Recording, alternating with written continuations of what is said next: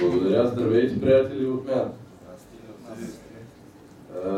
Днеска наистина е много вълнуващ ден и виждайки тази зала пълна, аз съм радостен и спокоен за следващата година.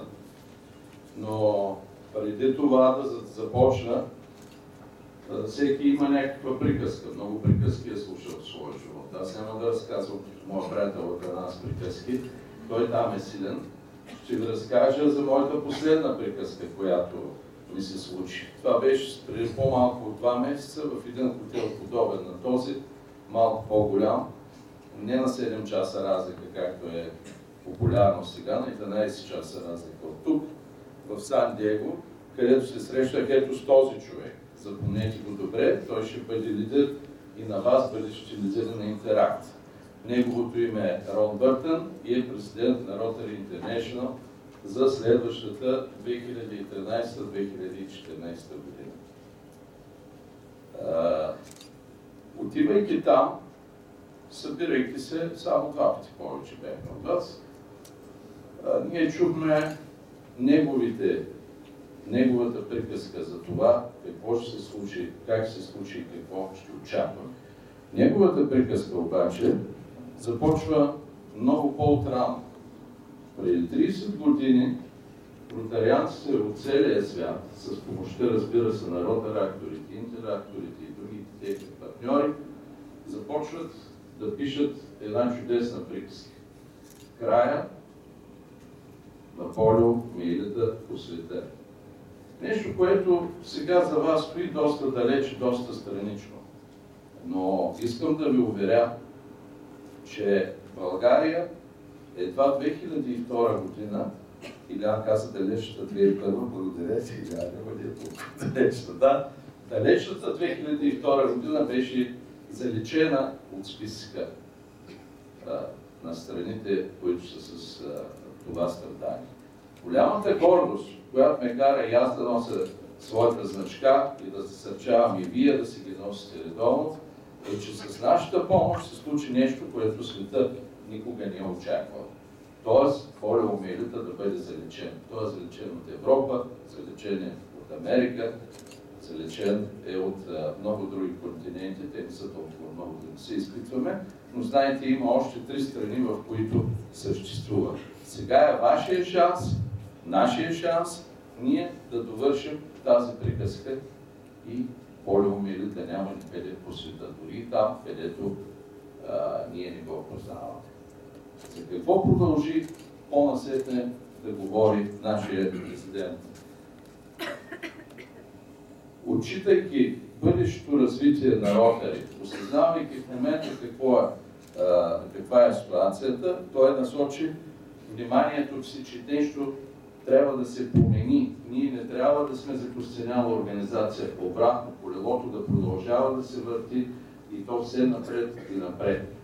Преди малко някой цитира моя приятел Пламен Минев, който преди 3-4 години или 5 още е споделил нещо такова. И това е така, наскоро виждаш и други го потвърждавам. Благодарим. И за това в тази бъдеща визия, в този план за бъдеща работа на Rotary, с който е излишно сега да ви отекчавам във всички детайли, ще се спра само там, където е вашето място. Големия резерв, голямата сила, голямата енергия е в младежките програми на Rotary. Виждате колко са много. И Rotaract, и Райла семинарите за млади лидери, и младежкия обмен, и така нататък, и така нататък. Но всичко започва от вас, от Интеракт. Вие сте първите. От тук започва. Защо? Защото Интеракт обединява какво? Обединява млади хора, които са умни, креативни, красиви, пълни с идеи, с ентусиазъм, с амбиция, с възможности да реализират своите мечти. Но вероятно познавате във вашите училища и във вашите компании и други такива млади хора. Какво е онова, което ви свързва и което ви кара да бъдете в Интеракт?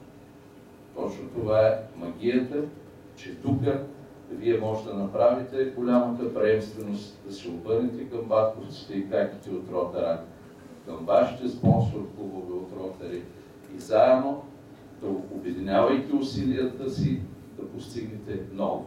Ето един прекрасен проект за народните политики, който чух. След това Петя каза за работа с ротарянец. Към мен до Буше ме дойдох, аз им пиша постоянно, те идват, сега съм ги ограничил дори само до двама. При мен може да направи справа. Едни чудесни инициативи, в които, както Илян спомена и му благодаря, ние може да крадем в хубавия смисъл. И вие крадете от нас и нека заедно да вървим напред и да постигаме много неща.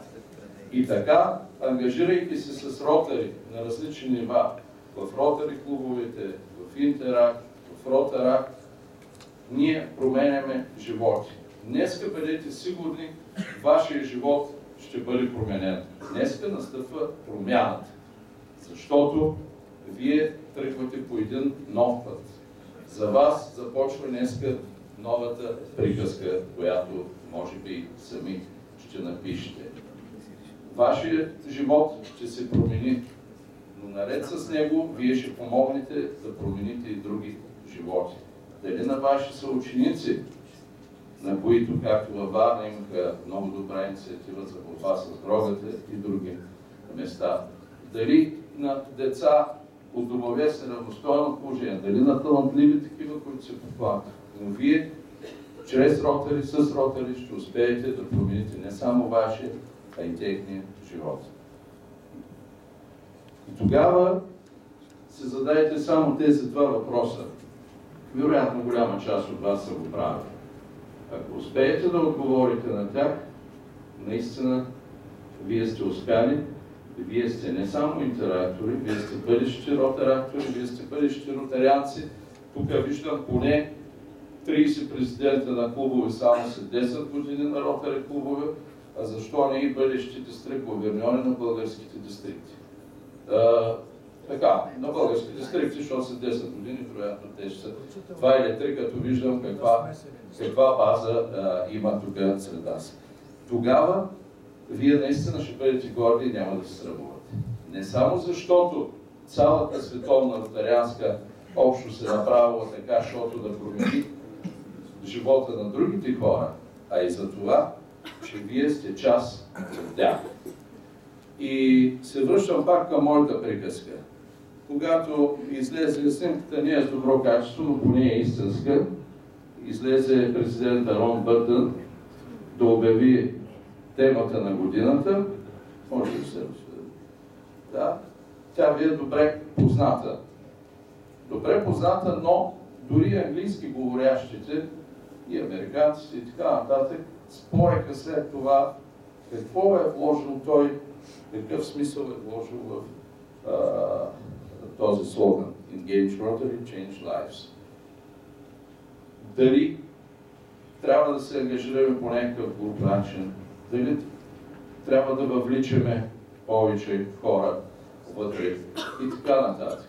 Всеки по-своему приемаше нещата, но всички заедно се обединихме около едно, че работейки за ротари, бидейки в ротари, бидейки приятели, което наистина е основата и най-важното, ние може да постигнем много, ние наистина може да променим животите. И сред вас има много хора, които вероятно следващото и немски практикуват, виждате, те пък по малко по-различен начин са го превели, живее с ротари, промени животи и така нататък.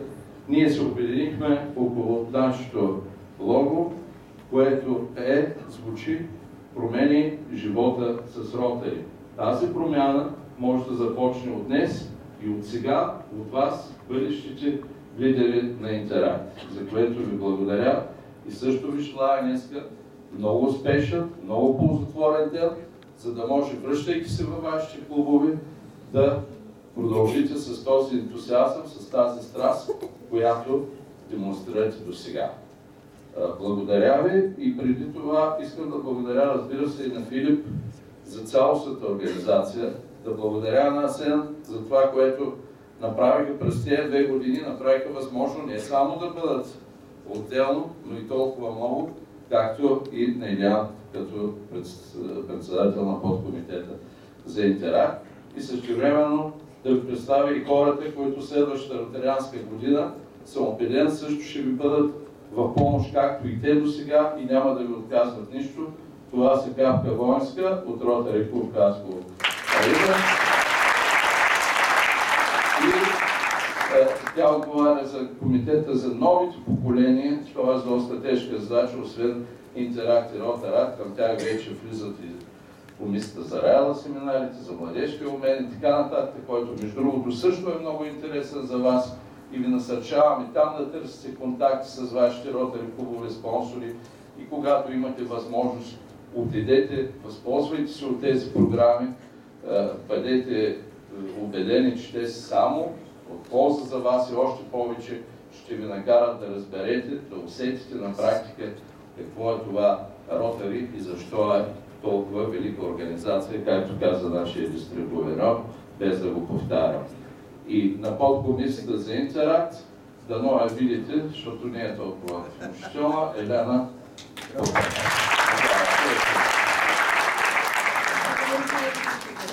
Моля?